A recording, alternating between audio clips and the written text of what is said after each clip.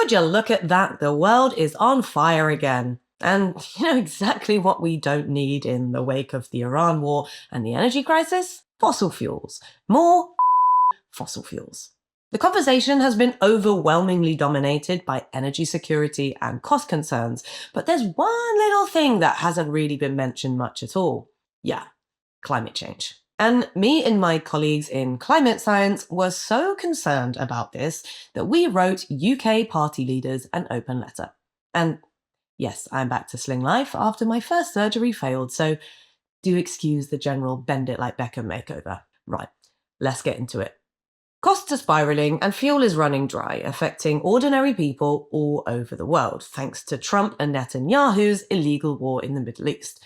For anyone who was vaguely sentient in the early noughties, it feels horrifyingly familiar.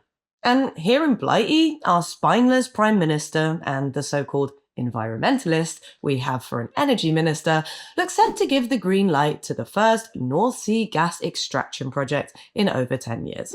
As Secretary of State responsible for overseeing the creation of the landmark Climate Change Act in 2008, which was, by the way, a world-first piece of legislation that enshrined our commitment to reducing our emissions to meet legally binding climate targets for the first time, frankly, Ed Miliband should know better. Because the fact is, if we want a livable planet, both now and in the future, we cannot extract any more fossil fuels. There is no safe quantity of fossil fuels that we can dig out of the ground and still curb dangerous heating. Drilling more is simply not a solution to our current problems. Oil and gas are extremely expensive, and the cost of generating electricity from solar and wind is far lower. Prices for renewables have been dropping for decades and are at record lows. In fact, 91% of new renewable energy projects cost less than their fossil fuel counterparts. Couple that with the falling costs of battery storage to address intermittency problems, and the choice is really quite obvious. Oh, and you know what else you don't have to do with wind or solar? Import it. You don't have to rely on dodgy dictators and geopolitically important shipping lanes to generate your power.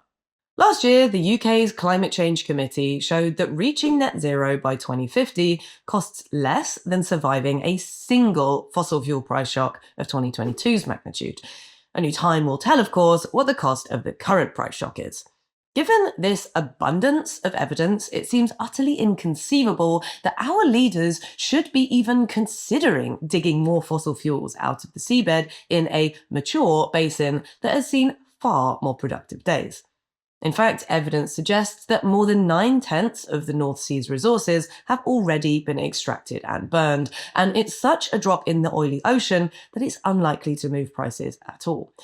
But yeah, nevertheless, that's what's happening. And you know who's profiting? The fossil fuel industry, of course. I wrote an open letter to UK party leaders imploring them to consider climate science in any decisions they make about fossil fuels. It was signed by more than 80 colleagues from across climate science, including several big names like Ed Hawkins, Bill Maguire, and Martin Seeger. The Financial Times also did a pretty nice piece covering it, and I'm hoping that at least one of the party leaders will reply to me. Just saying, Zach Polanski, if you don't reply to my email, I will be disappointed. We emphasise that it's totally short-sighted to give the green light to projects that will hang over us and our grandchildren for decades to come. Emissions from the 2 proposed new oil and gas fields in the North Sea will emit more greenhouse gases than most nations emit in a year. We're already experiencing the terrible consequences of having heated our planet to a multi-year average of 1.3 degrees and are pushing the thermometer ever upwards.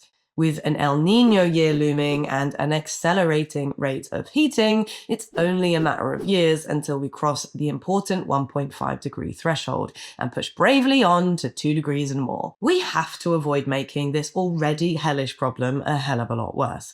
But as usual, governments continue to be short-sighted and unable to see beyond their own noses, or electoral terms. If you want to read the open letter, I'll stick the link in the description, and if you are a climate scientist or working in the climate science space, then you can still sign. I'll stick the link to that in the description too.